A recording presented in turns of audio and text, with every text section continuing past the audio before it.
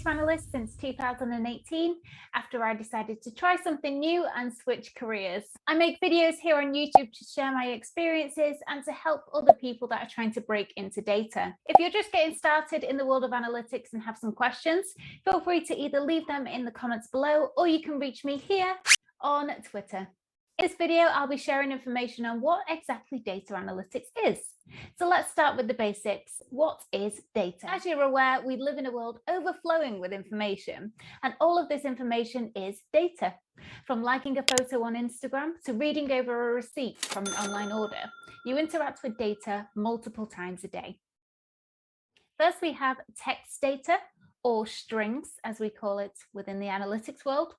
And this is something that you'll interact with every day, such as in news articles, product descriptions, tweets, and even email addresses. Next, we have numbers. Quite self-explanatory, things like the number of orders, the number of leaves on a tree, the length of a box, or the price of a t-shirt. Dates, pretty self-explanatory again. This could be your date of birth, today's date, a historical date, or an order date. And images, from memes to profile pictures to product photos and everything in between.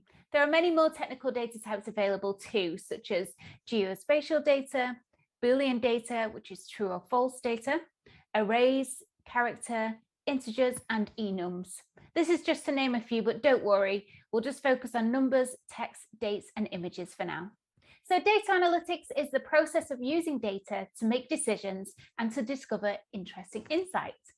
The analytics process usually starts off with a question or theory that you need to prove, and usually the question is very open-ended. It could be something like, how do we sell more hot dogs? Data analysts use a couple of different areas to help them answer these questions. Descriptive analytics is telling a story of what has happened. For example, you could create a dashboard or a report on the number of hot dogs that a company has sold. Diagnostic Analytics is understanding why a change happened. For example, the marketing team ran a voucher promotion and this increased the number of hot dog sales.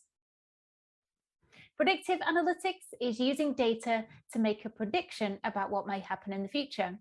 So for example, historical data might show that people like hot dogs on sunny days. We can then use this data to predict the number of hot dogs that we can expect to see on the next sunny day. And finally, Prescriptive Analytics. This is where you use data to give decision makers suggestions on what they can do next to drive more change. For example, historical data might suggest that people like ketchup on their hot dogs. So as an analyst, we could suggest that offering other condiments and toppings could increase the average order value of a hot dog. So typically, analysts will use a mix of these different approaches when completing a task. Creating documents explaining what has happened in the business and why. Building dashboards, allowing stakeholders to self-serve, and this helps to build a data-driven culture. Pulling data for one-off business questions, and data reconciliation. This is all about making sure that data is of the best quality and matches across all data sources. I hope this video was useful in giving you an introduction into what data analytics is. Again, if you have any questions, feel free to leave them below or reach out to me on Twitter. I'll be making more videos like this soon, so feel free to subscribe and I'll see you in the next one.